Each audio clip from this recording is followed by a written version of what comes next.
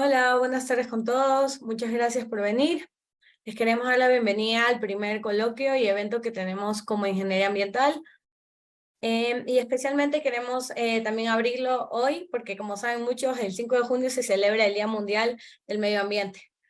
Por más que este día sea una temática diferente con cada año, este año estamos en el hashtag o en la temática del Beat the Plastic Pollution, que es básicamente ver con acciones de cada uno cuentan. O sea, que todas las pequeñas acciones cuentan, que no tiene que ser un tema a nivel gubernamental o a nivel de empresas, sino acelerar y poder transicionar todos hacia una economía circular. Vamos a tener este mes de junio como Ingeniería Ambiental todos los lunes coloquios. Hoy tenemos el primero. De igual manera, el próximo lunes tenemos otro. Y así sucesivamente hasta finalizar el mes. Entonces, habiendo dicho esto, por favor, voy a invitar a nuestra ponente del día de hoy, Cristina Mateos, a que se presente y poder iniciar con la charla. Lo único, por favor, las preguntas las pueden escribir en el chat y al final vamos a tener 10 minutos para preguntas. Los que quieran conversar, alzarán la mano o si no, en el chat y vamos a proceder al final de la sesión. Muchas gracias. Gracias, Dani. ¿Sí me escuchan? Sí, ya, chévere. Bueno, buenas tardes con todos. Muchas gracias por darme esta oportunidad de compartir con ustedes lo que he venido trabajando en los 3, 4 últimos años.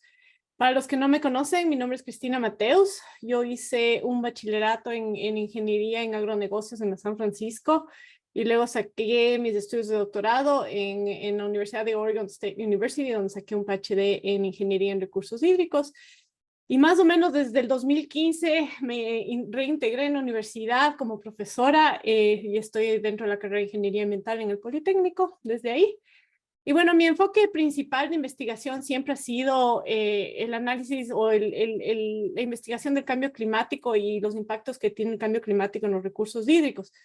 Pero en los últimos 3, 4 años he venido trabajando un poco en este tema que es súper interesante y que también está relacionado con el cambio climático, pero es más enfocado en una descarbonización del transporte marítimo en Galápagos. Entonces voy a dar un poco una guía de cómo me llegué a involucrar en este proyecto. Entonces, ¿ya se cambió? Ya. Y bueno, ¿de dónde nace este incentivo de enfocarme en el transporte marítimo? Es partiendo del problema que tienen las Islas Galápagos, de este incremento poblacional de los residentes locales y también de los turistas, ¿no es cierto? Este crecimiento poblacional que se ha venido viendo durante los últimos años ha conducido a que las Islas Galápagos lleguen a tener un modelo de desarrollo que es insostenible, ¿no es cierto? Y que es fundamentalmente incompatible con todos los intereses de conservación que hay en las islas a largo plazo. Y también el hecho que no se prevé, si ustedes ven estos gráficos de aquí abajo, no se prevé que esta tendencia de crecimiento poblacional, bueno, de turistas en este caso, y también de poblaciones residentes, no se ve que va a ir cambiando en el futuro. Entonces, esto conlleva a que, y tomando en cuenta que el turismo es el principal motor económico de las islas, esto nos lleva a que haya una mayor demanda de los recursos y los servicios en sectores como los de energía y de transporte en las islas. Entonces, adicionalmente a esto, tomando en cuenta este problema, hicimos un inventario de emisiones antropogénicas que tiene como objetivo hacer un análisis de las emisiones que están relacionadas con las actividades del ser humano y analiza los gases de efecto invernadero y también los contaminantes primarios. Y nos enfocamos en distintos sectores con la idea de identificar cuáles son sectores que contribuyen más a las emisiones de las Galápagos en total, en general. Entonces nos enfocamos, como ven ustedes ahí, en las fuentes estacionarias de energía, que es Energy Stationary Sources, por eso SS, en donde se toma en cuenta todo lo que es la producción de energía de distintas fuentes. También nos enfocamos en el sector de las fuentes de energías móviles, en donde entra todo lo que es el transporte, ¿no? El transporte aéreo, marítimo y terrestre. Y tenemos los otros sectores que contribuyen a las emisiones, pero de una manera un poco menos significativa que las que les mencioné antes, que están los residuos sólidos y los otros, ¿no? La sección de otros, o el sector de otros. Y bueno, para la mayoría de los sectores que están presentes ahorita, que ustedes ven, tenemos datos desde el 2012 hasta el 2019. Y los resultados que este inventario nos muestran es que indican que el sector del transporte marítimo Como ven aquí, si nos enfocamos solamente en las emisiones de CO2, el sector del transporte marítimo es el que es el que contribuye en mayor cantidad a las emisiones totales de las islas, ¿no es cierto? Está seguido por el transporte aéreo y luego viene lo que es la industria energética, que es la producción de energía a partir de las plantas termodiesel, que utilizan diésel para producir energía, ¿no? Estos resultados que ven ustedes aquí en este gráfico son resultados del año 2019. Entonces, aquí pueden ustedes ver que el transporte marítimo en la isla está compuesto por diferentes tipos de embarcaciones y para este inventario le dividimos en distintos grupos que se diferencian tanto por su uso, por su capacidad, por su consumo, las exigencias normativas también. Y cada uno de estos subgrupos dentro de este sector contribuyen a las emisiones del sector de diferente manera, ¿no? Entonces tenemos el sector de los botes que están destinados para carga, que son los botes que traen productos desde el continente y entre las islas. Tenemos los de pesca, tenemos el transporte, aquí el transporte interislas equivale a lo que es el transporte de pasajeros, los taxis acuáticos y los transportes de las lanchas que van de isla a isla. Y también tenemos los de turismo, que entran los tour diarios, los de bahía, los cruceros navegables, lo que está relacionado con buceo de turismo y pesca vivencial también. Y un pequeño grupo que le denominamos como otros, donde toman en cuenta los patrullajes, botes que están destinados a la investigación o inclusive botes que son de personas extranjeras que no están registradas como permanentes en las islas. Entonces, en esta diapositiva ustedes pueden ver una imagen de los diferentes tipos de embarcaciones que se fueron tomando en cuenta dentro del transporte marítimo. Y tomando en cuenta solo las emisiones de CO2, podemos ver que el que más contribuye con emisiones en este sector está relacionado con el turismo, ¿no? Estamos hablando del 37% de las emisiones totales de este sector. Y está seguido por el transporte de pasajeros, que como les había dicho son los taxis acuáticos, que son estos de aquí, la figura A, y los que están destinados para los transportes interislas, ¿no? Que llevan pasajeros y a veces también llevan productos. Pero en este caso estamos hablando solo de pasajeros. Y en tercer lugar vienen los que son de pesca, en este caso son estos pequeños, pero son bastantes. Y bueno, en esta gráfica ustedes pueden ver una distribución espacial de las emisiones de este sector y están representados por CO2 equivalentes que toman en cuenta los 3 gases de efecto invernadero por kilómetro cuadrado, que es el tamaño de la grid que utilizamos para hacer esta distribución espacial. Y esta línea de aquí es la frontera de la Reserva Marina de Galápagos. Entonces las emisiones que están siendo representadas aquí solamente están tomándose en cuenta dentro de lo que está en la Reserva Marina. Y como ustedes pueden ver, están aquí las 3 islas, o sea, Isabela, aquí estamos hablando de Santa Cruz y aquí San Cristóbal. Y como les había dicho, todo lo que está relacionado con turismo es lo que más fuerte tiene y también los transportes interislas, ¿no es cierto? La contribución más fuerte de las emisiones dentro de este sector. Entonces, tomando en cuenta los resultados de este inventario, creamos un modelo de sistemas dinámicos, el cual sirve como una herramienta súper útil para la toma de decisiones en lo que respecta a temas de descarbonización para las islas. Entonces, lo chévere de este modelo es que se puede se puede simular distintos escenarios de descarbonización en los sectores que ustedes pueden ver señalados ahorita en su pantalla. Ese es el modelo causal que toma en cuenta el modelo. Y este modelo les voy a ir explicando un poco para que le vayan entendiendo, pero este modelo está estructurado con 9 módulos y cada uno de estos módulos está caracterizado o está caracterizando sectores específicos que se integran para evaluar las principales dinámicas del sistema que funciona en Galápagos. Entonces, la estructura de este modelo, como les dije, utilizamos los datos del inventario de emisiones, considera 3 módulos principales, ¿no es cierto? Y los sectores están diferenciados en el inventario y ahorita están diferenciados con este color naranja. Entonces, tomamos en cuenta la generación de residuos, tomamos en cuenta lo que son las fuentes estacionarias de energía, como lo que les había dicho, donde se produce la producción de energía, ¿no? Con las termoeléctricas que utilizan diésel, y las fuentes también de energía de móviles, ¿no? Que son todo lo que es transporte aéreo, marítimo y terrestre. Entonces, ¿cómo se basa este modelo? La población flotante es la variable que determina cómo el sistema o cómo todas estas conexiones en cada una de las variables va a ir variando, ¿no? Entonces, esta población flotante lo que toma en cuenta son los turistas nacionales, los turistas extranjeros y la población residente. Entonces, ¿qué es lo que hay que tomar en cuenta? Es que este valor se utiliza en lugar de la población residente porque en vez de tomar la población residente sola, porque para contabilizar las presiones en los sistemas de la isla, es importante tomar en cuenta los dos, ¿no es cierto? Los residentes y los turistas, porque son los dos los que ejercen presiones en todos estos otros, en las otras variables que vamos a ir analizando. Entonces, como les había dicho hace un rato, las variables que están marcadas en naranja representan los sectores que producen emisiones atmosféricas que están tomadas en cuenta dentro del inventario. Y los tres tipos, por ejemplo, aquí tenemos los tres tipos de transporte, del aéreo, marítimo y terrestre, los residuos y la generación de energía. Y todas estas emisiones atmosféricas suman a esta variable de emisiones antropogénicas que con el tiempo va a ir aumentando la erosión del atractivo natural de Galápagos, que le llamamos aquí como atractivo natural de Galápagos, el cual va a influenciar si es que los turistas o sea, si es que incrementa el número de turistas o disminuye el número de turistas. Un poco se basa en eso, entonces este diagrama causal del sistema de las islas.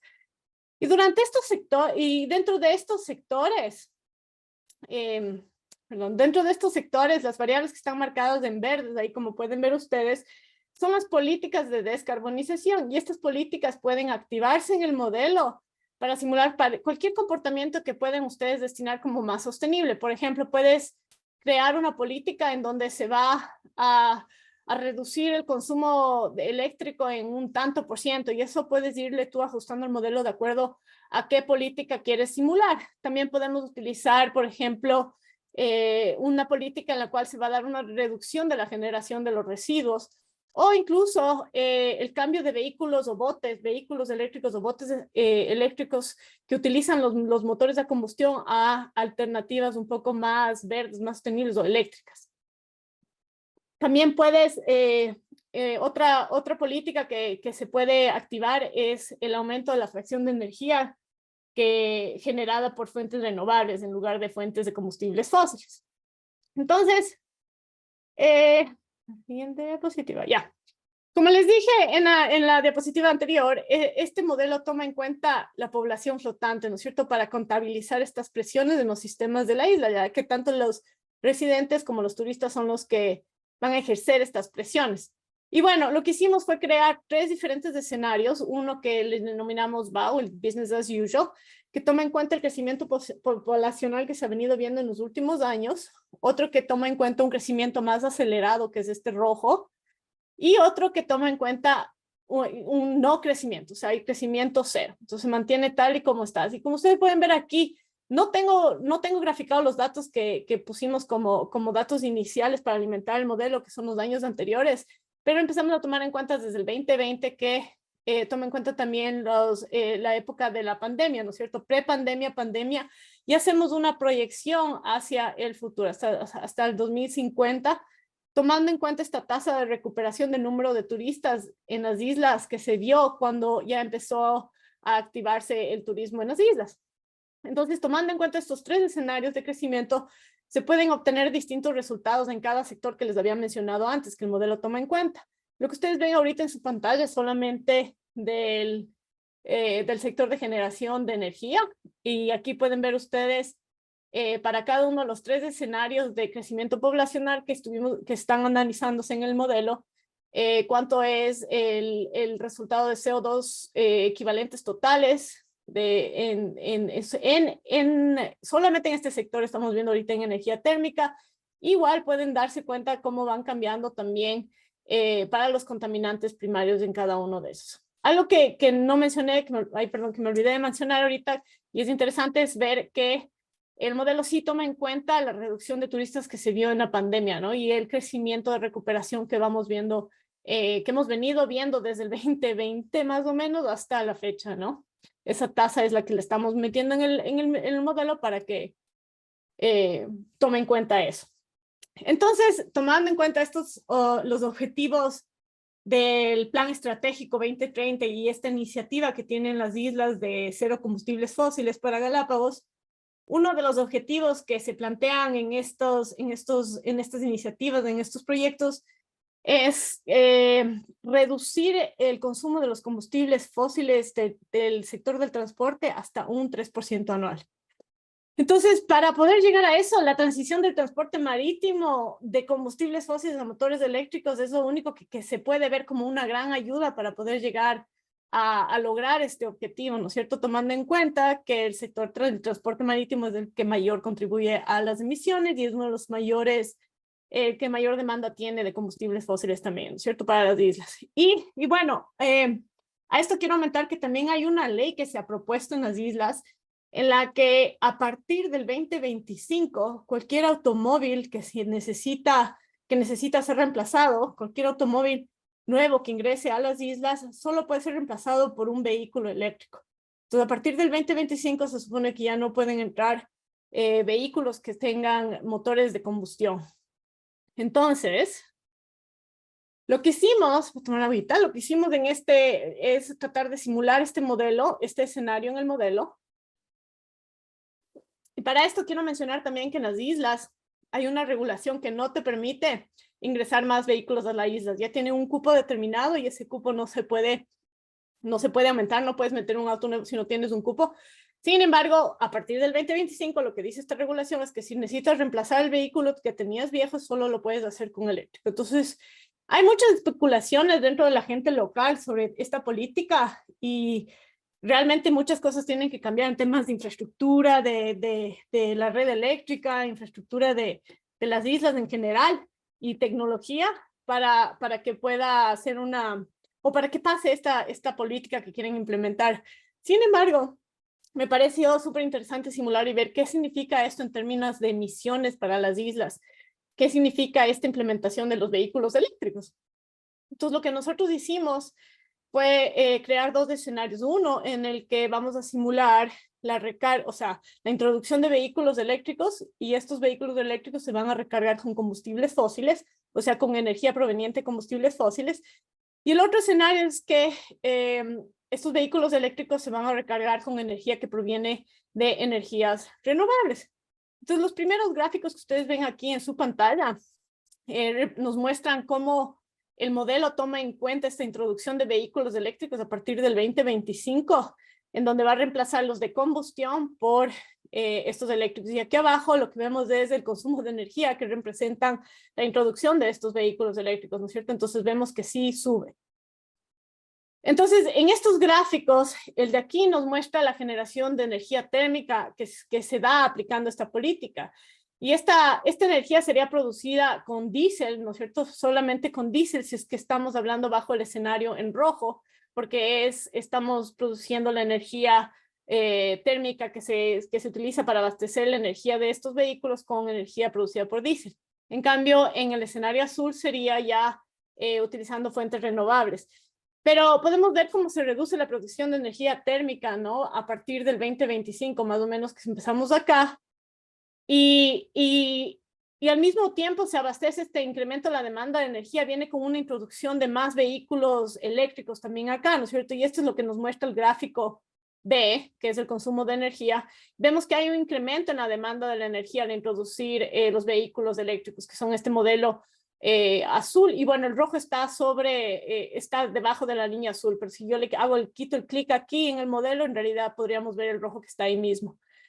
Y ahora, si es que esta demanda, en cambio, está siendo suplida por energías renovables, se muestra en esta línea azul aquí abajo en la figura C, que es donde nos muestra la generación eléctrica con fuentes renovables y resultaría en una reducción en general de las emisiones de CO2 equivalentes en este sector, como es lo que nos muestra en la figura D.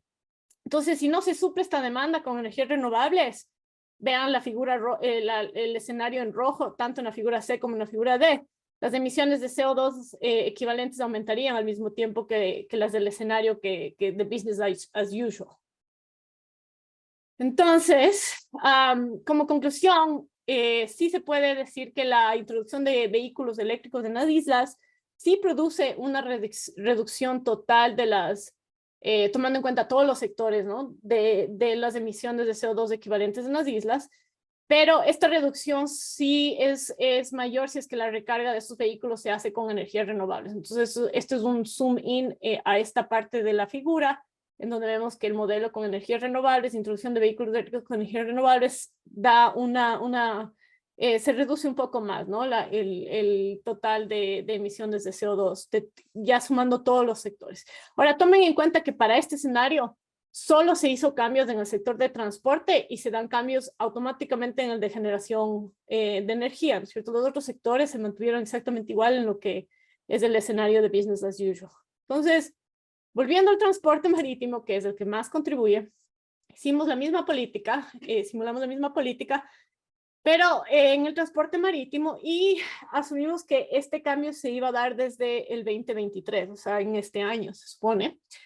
Y tenemos 4 escenarios, ¿no? El business as usual, que ya les expliqué antes, y tenemos uno que, y nos enfocamos solamente en el transporte de pasajeros. Entonces, el escenario B y C toma en cuenta solamente la transición de motores a combustión a motores eléctricos en la flota de taxis acuáticos, y el D y E toma en cuenta taxis acuáticos y el transporte interislas, que si se acuerdan eran un 26% de todas las emisiones del sector, ¿no? Entonces es un grupo que contribuye bastante a las emisiones del transporte marítimo. Y aquí es igual, o sea, tenemos los que se abastecen con energías de combustibles fósiles y los que se abastecen con energías renovables, ¿no? Entonces, simulamos esta política, pero ahora y lo que vemos de aquí es que no importa, o sea, si es que los motores son abastecidos con energías renovables o no, se ve una reducción de las emisiones totales de todos los sectores en general al introducir o hacer esta transición o esta electrificación en este sector. Y claro, como los taxis acuáticos son bastante más pequeños comparados con los transportes interislas, es mucho más fuerte este cambio cuando haces los dos sectores. Ahora, aquí hay que tomar en cuenta qué tecnología existe ahora como para poder hacer una transición de esa manera en actualidad o al momento, ¿no? Estos gráficos que ustedes ven ahorita en su pantalla, no voy a hablar de ellos detenidamente, sino voy a tratar de ir un poco medio rápido, pero el punto que quiero topar es que en general la introducción de los motores eléctricos que sean sustentados con energías renovables o no, es una alternativa súper eficiente y que nos podría llegar a llevar a que podamos cumplir los objetivos del Plan Estratégico 2030, ¿no?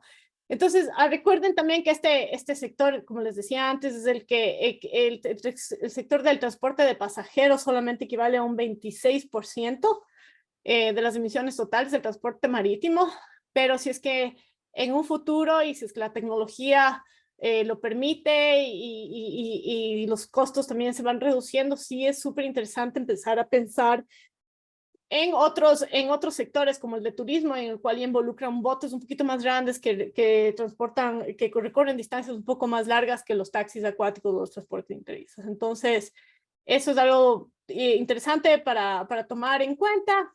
Sin embargo, ahorita en donde estamos en la actualidad, nos estamos enfocando, los grupos o mi grupo en mi equipo de trabajo nos estamos enfocando solamente en los taxis acuáticos, ya que es el que más viable es del grupo del sector más viable para poder hacer una transición. Entonces, con algunos colaboradores, lo primero que propusimos fue identificar las barreras económicas, tecnológicas, sociales y también institucionales para descarbonizar este sector en Galápagos. Y este es un proyecto que se está realizando en colaboración con la Universidad de Edimburgo, con investigadores de la Universidad de Edimburgo, y también tenemos participan como investigadores de estudiantes de la San Francisco y de la Universidad de Edimburgo en este proyecto. También tenemos a William, que viene de la Universidad de Fairfield en los Estados Unidos. Y este proyecto está siendo financiado por el Galapagos Leading Lab for Energy Innovation. Y lo que hacemos es, tomando en cuenta estas condiciones actuales de demanda y energía en el transporte, el proyecto tiene como objetivo determinar estas barreras y proporcionar información para crear como políticas de descarbonización mediante la identificación de percepciones locales, de los usuarios locales, de estas barreras reales para la descarbonización del sector. Y por supuesto, la idea es que vamos a documentar todos estos resultados en artículos científicos, en informes políticos y llenar y seguir complementando el modelo que les mostré hace un rato.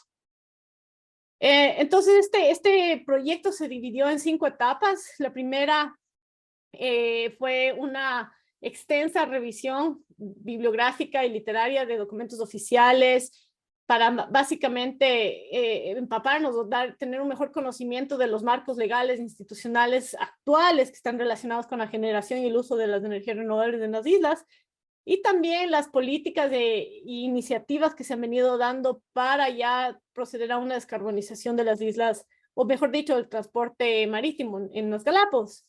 La segunda y la tercera etapa son dos salidas de campo que se realizaron. En la primera se hicieron entrevistas semiestructuradas a actores claves para poder entender e identificar cuáles son estas barreras. Y la segunda fue más para analizar las preferencias individuales y grupales de los propietarios de los taxis acuáticos, porque como les dije, nos estamos enfocando en ese grupo ahorita. Y claro, cuáles son las preferencias y las opiniones con respecto a motores eléctricos.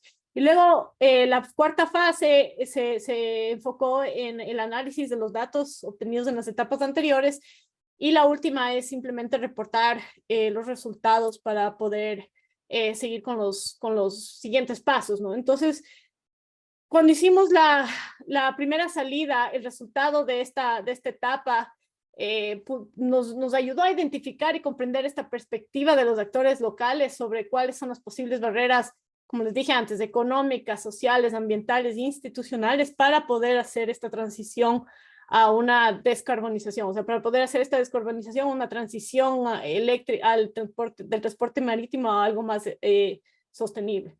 Entonces, realizamos varias entrevistas en las islas de Santa Cruz y Isabela, en total fueron como 21, y los resultados que voy a compartir en el siguiente slide van a ser publicados en este journal, no journal, sino en esta publicación que ya está por ser enviada a revisión.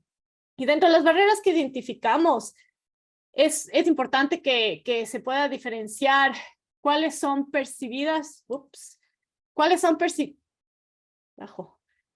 percibidas por los propietarios de los taxis acuáticos, y estas son señaladas con esta letra P. Entonces, estas son las que provienen de los datos de las entrevistas y de los talleres específicos, sin ninguna manipulación. Y las barreras que están determinadas con la A son barreras que son identificadas por nosotros, por mi grupo de trabajo, en el cual también tiene otra base que son otros estudios que se han venido dando, ¿no? Y revisiones literarias.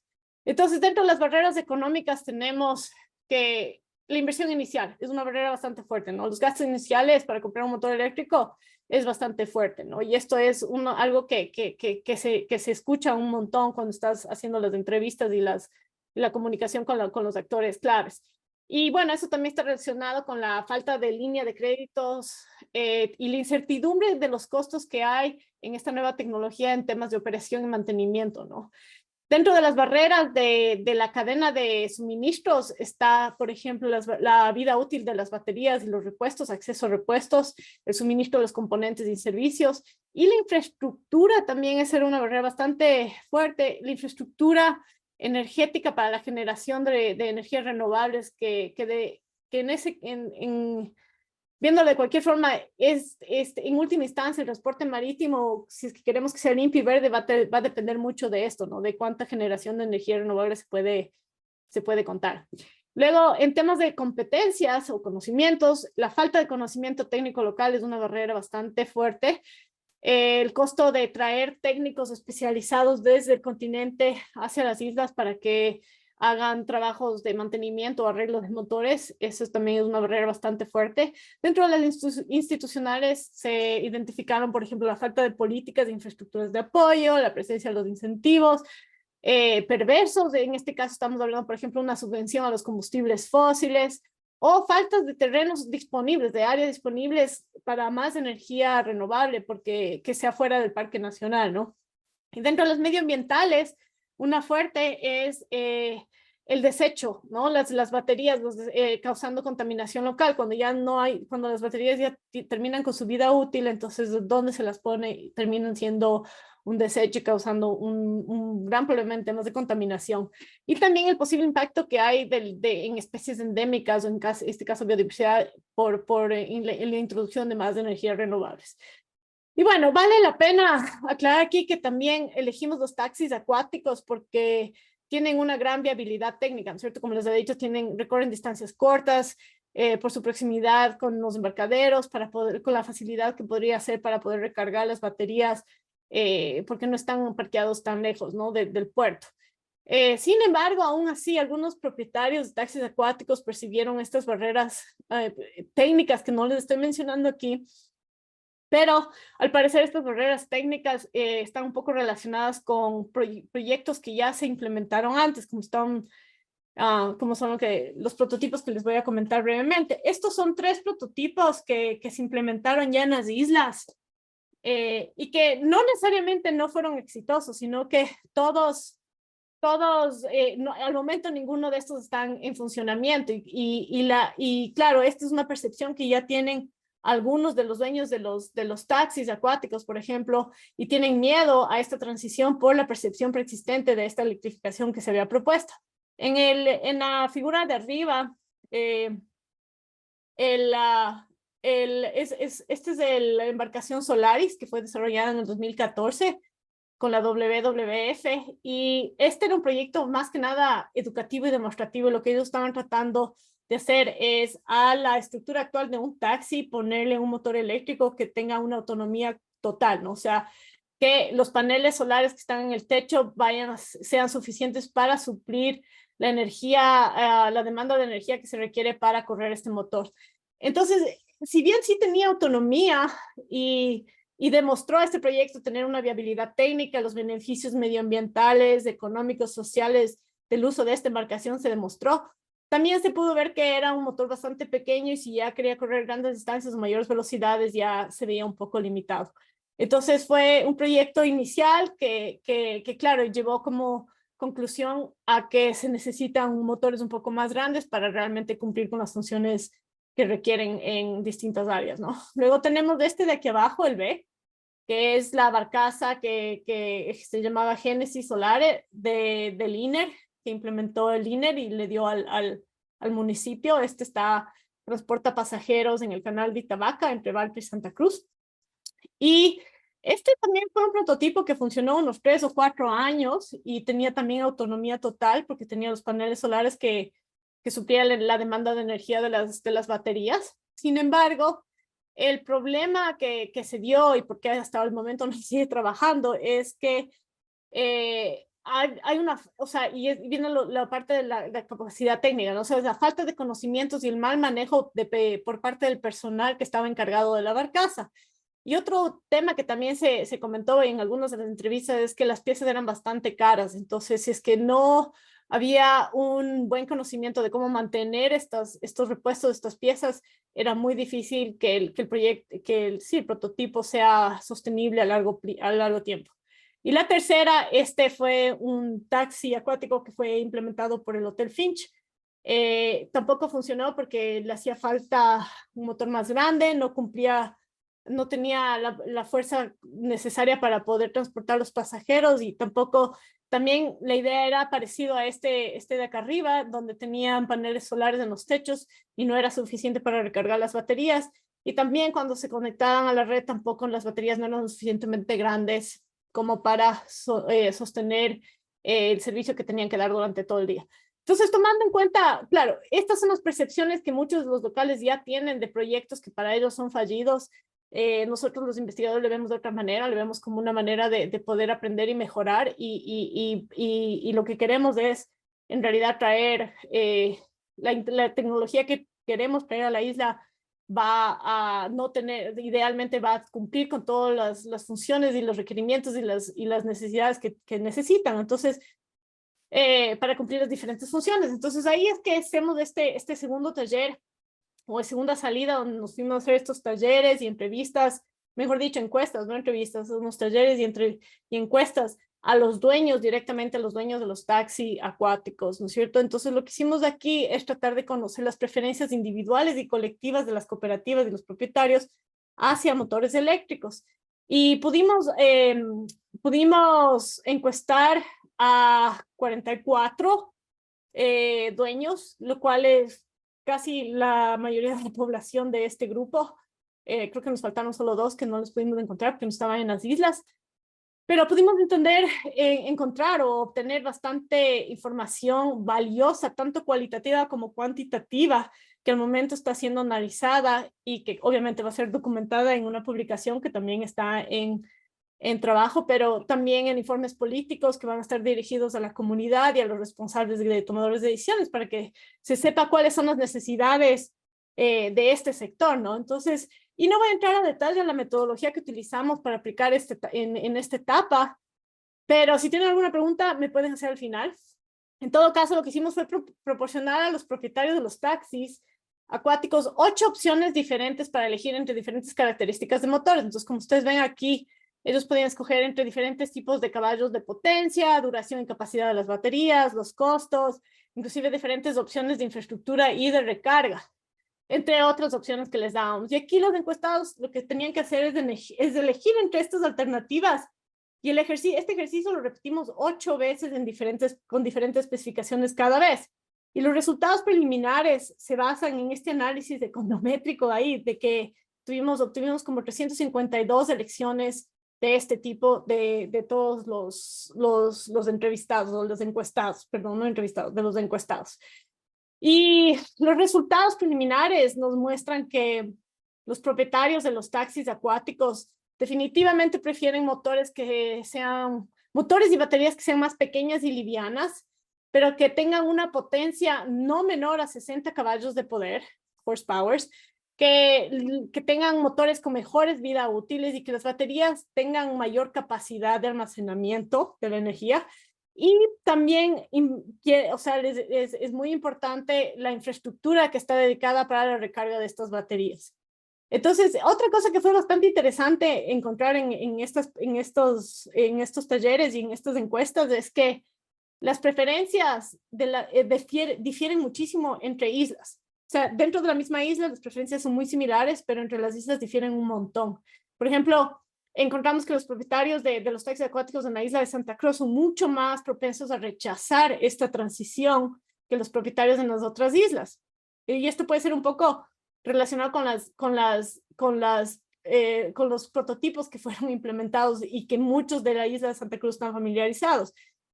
Pero, por ejemplo, los de la isla de San Cristóbal, perdón, de Isabela, están colectivamente más dispuestos a participar en esta adopción de los motores eléctricos. Incluso muchos se voluntariaron para que podamos hacer el prototipo con su lancha.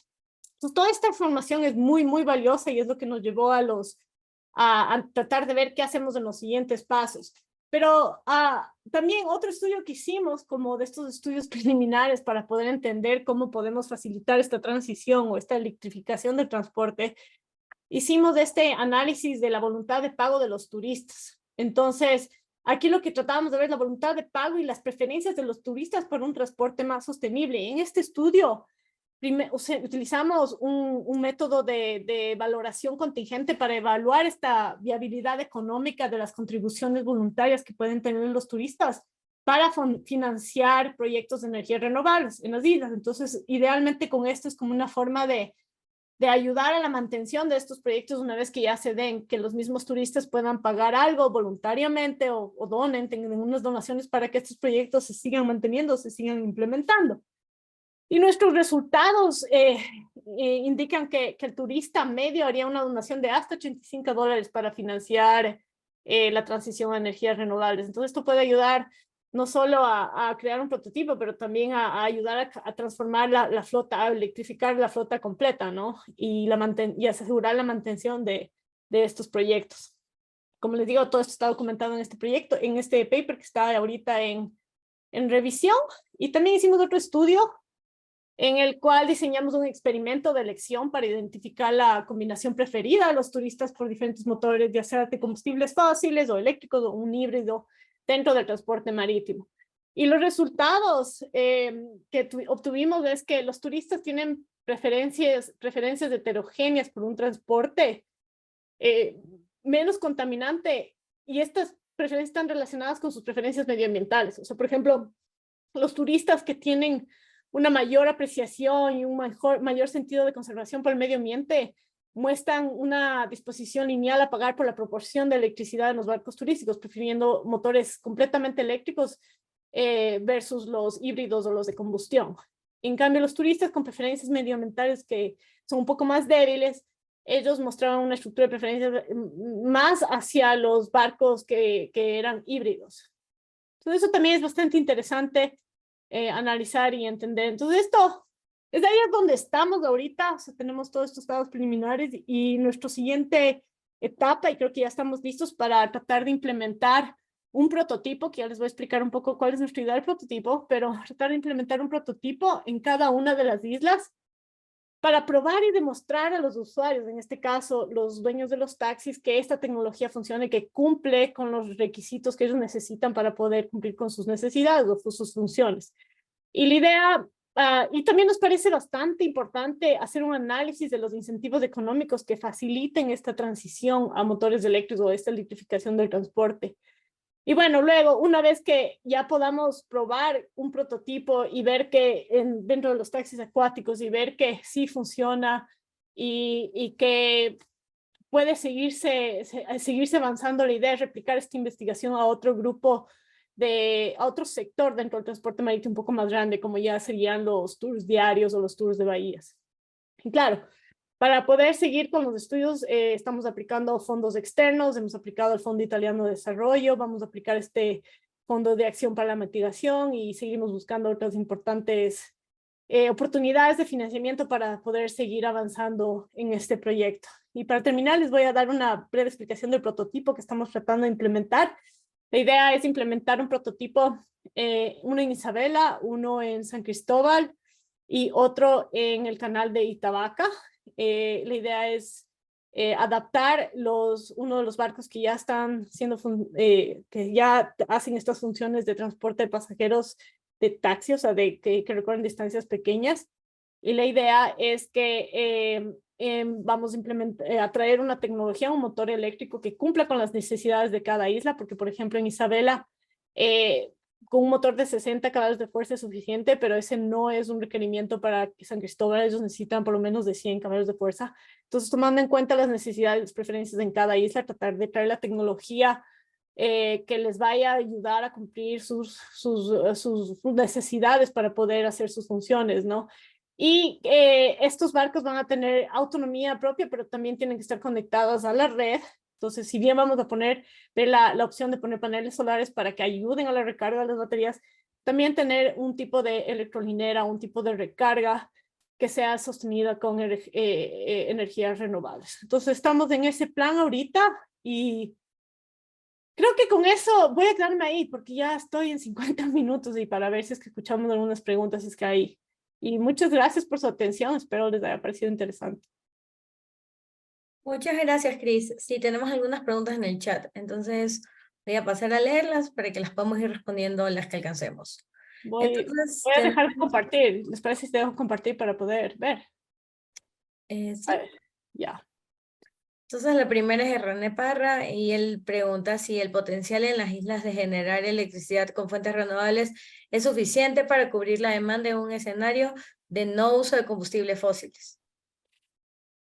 Sí, sí es, pero la idea es que podamos implementar, introducir energías renovables para que no se aumente, por ejemplo, si estamos hablando de emisiones, para que no se aumente la generación de emisiones porque estamos aumentando la generación de energía térmica. Entonces, sí es suficiente para esta flota, para el estudio que estamos haciendo para la flota de transporte de pasajeros. Ahora, si estaríamos hablando de ya una transición de todo el transporte marítimo, yo creo que podríamos correr ese escenario en el modelo, pero yo creo que ahí sí ya se vería un desfase bastante grande y tal vez no sea suficiente. Para los sectores que analicé ahorita o que les comenté, que es el de transporte pasajero solo interislas y de taxis acuáticos, es suficiente con lo que se produce en el momento. Gracias, Cris. Entonces tenemos otra pregunta de Daniel Ortiz. Él pregunta si pensar en formas renovables de moverse es bueno, pero hay alguna expectativa de que los motores del futuro sean buenos o mejores que los combustibles fósiles. Sí, o sea, La tecnología ya existe, ya está ahí. Sobre todo, por ejemplo, una tecnología como para embarcaciones que recorren distancias más pequeñas, sí son mejor, sí pueden tener desarrollar o un desempeño muy similar a un motor de combustión. Por ejemplo, si tú te metes a ver en las páginas web donde venden motores eléctricos, te dicen este motor es equivalente a un motor de 80 caballos de fuerza, o sea, y en realidad son comprobados que sí son así de fuertes. Hay motores inclusive que son equivalentes a 250, 300 caballos de fuerza. Entonces, ¿qué es lo que sucede con estos motores que requieren una capacidad de almacenamiento de energía más grande? O sea, que requieren baterías más grandes, pero la tecnología existe como para poder implementar eso. Ahora, como es reciente, también es cara y todavía no es tan asequible en lugares como, por ejemplo, Galápagos. Pero vamos caminando para allá. Y ahora hay otro proyecto, otro grupo de colegas de la universidad están analizando o tratando de analizar la producción de hidrógeno para suplir estas necesidades para usar como hidrógeno, para el uso de hidrógeno como combustible. Es súper apto, o sea, se necesitan motores eléctricos. Entonces, que hacemos ya una transición al momento a motores eléctricos que están sustentados con energías renovables como solar, y luego le ponemos hidrógeno, es una transición suave y bastante efectiva, ¿no? Y la tecnología de hidrógeno va llegando poco a poco. Qué bueno que justo mencionaste esto, entonces me voy a hacer una pregunta para conectar esta que tiene que ver con el hidrógeno. Entonces, Rodrigo Chávez pregunta, aparte del hidrógeno como una fuente energética limpia, ¿qué otro tipo de fuente se podría utilizar para la movilidad marítima? Lo que estamos proponiendo nosotros ahorita es la recarga la utilización de baterías como almacenamiento y la recarga con paneles fotovoltaicos. También se puede complementar con eólicas, específicamente en Galápagos, ¿no? Ahora, podría yo decirte que la energía geotérmica en Galápagos también existe, no ha sido, o sea, no es algo que se ha explotado y es una tecnología que no se le toma en cuenta, pero cualquier energía renovable le puedes conectar a una forma de recarga de las baterías. El hidrógeno creo yo que es esta tecnología que está siendo desarrollada a nivel mundial y se le está estudiando muchísimo. Como te digo, tenemos colegas que estamos trabajando en conjunto, en los cuales están ya desarrollando más esta idea de la producción de hidrógeno en Galápagos para combustible, para movilidad, para movilidad de transporte, no solo marítimo, sino también terrestre. Inclusive para la producción de energía, también, de energía, la producción de electricidad. Gracias, Cris. Tenemos otra de René. Entonces él dice, ¿cuáles son los principales impactos del cambio climático que se han identificado para Galápagos y qué tan fiables son estos resultados? ¿Cuáles son los de cambio climático? ¿Me puedes repetir? Los principales impactos del cambio climático para Galápagos y qué tan fiables son estos resultados. Es una interesante pregunta. Bueno, los principales impactos de cambio climático que están un poco más relacionados con agua, por ejemplo, y los impactos que puede tener en los ecosistemas ahí. Entonces, por ejemplo, la garúa es la fuente principal de agua en las islas y la cantidad de garúa de cada año ha ido variando con esta variabilidad climática. Entonces, si bien no hay suministros grandes, o sea, solo una de las islas tienen agua dulce. La garúa es esta fuente natural que proporciona agua dulce a todas las islas que no tienen agua dulce, ¿no? No tienen cuerpos de agua dulce. Entonces, la cantidad de garúa cada año se ha visto significativamente afectada por cambios climáticos. Por ejemplo, el nivel del mar ha afectado un montón las playas. ¿Y qué sucede cuando se afectan las playas? Por ejemplo, las playas es donde donde anidan las iguanas marinas, las tortugas marinas. Entonces, un poco eso también ha habido afectando, o sea, bastantes impactos ambientales en las especies.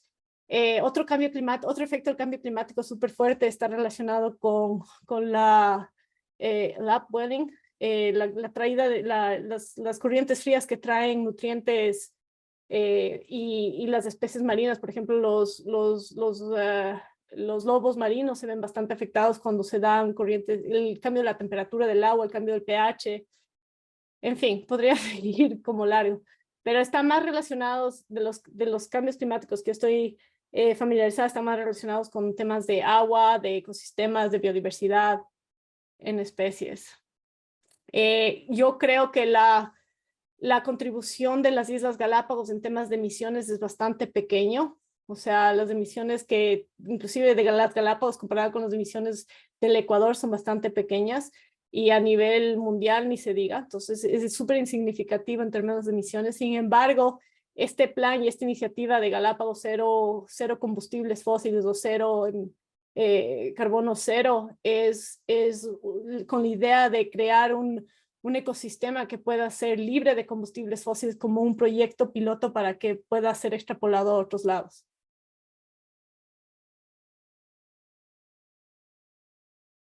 No tenemos más preguntas en el chat, pero no sé si alguien quisiera hacer una pregunta hablada y puede levantar la mano. Y bueno, hasta esa, Cris, yo quería preguntar algo. Justo en un slide tú decías que a través de estas entrevistas los turistas estaban como willing to pay hasta $85. Un poco, no sé si esto tal vez lo expusiste al comienzo y no lo vi, pero ¿cuánto representa esto, por ejemplo, si hablamos en un año? O sea, ¿tú crees que va a ser suficiente para abordar, digamos, lo de los taxis acuáticos? O sea, para comenzar, este era como una voluntad, o sea, es una opción de pago voluntaria, ¿no? Entonces, la gran mayoría de los que entrevistamos, de los turistas que entrevistamos, estaban dispuestos a pagar $85 que iban a ser destinados a proyectos que estén relacionados con energías renovables. Entonces, no estábamos hablando necesariamente de la transición de un taxi acuático a motores eléctricos, pero también podía haber sido sobre una estación de recarga de paneles solares, por ejemplo.